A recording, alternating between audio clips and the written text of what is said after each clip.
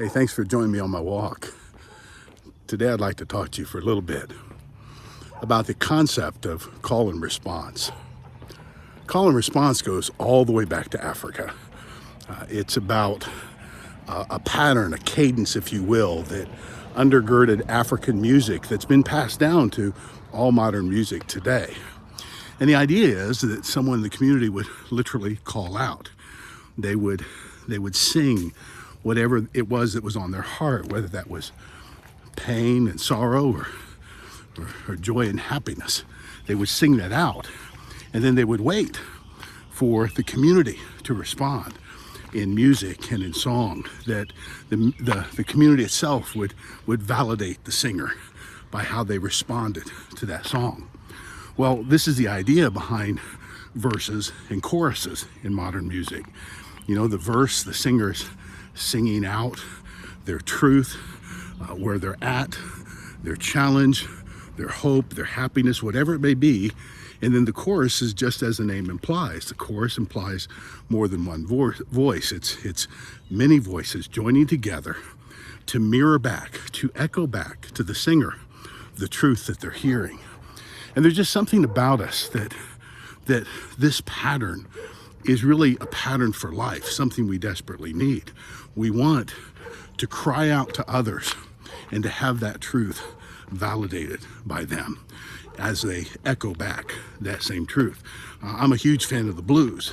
The blues does a masterful job of this, except what ends up happening is in the blues, as the singer belts out and moans or groans the blues, what they do is the music itself becomes the chorus. The music itself, whether that's a guitar, a harmonica, the piano, or horns, the music mirrors back the mood.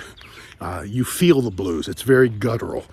You experience the blues, but the music itself validates what the singer is saying. Well, there is something about the spiritual life that desperately needs to know that our cry is not merely into the void.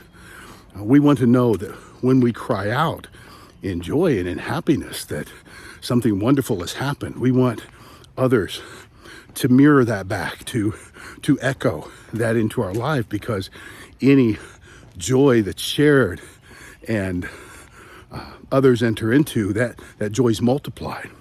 Same is true about when we're in pain, when we're confused, when we're hurting, and we cry out, and our community validates by responding to that.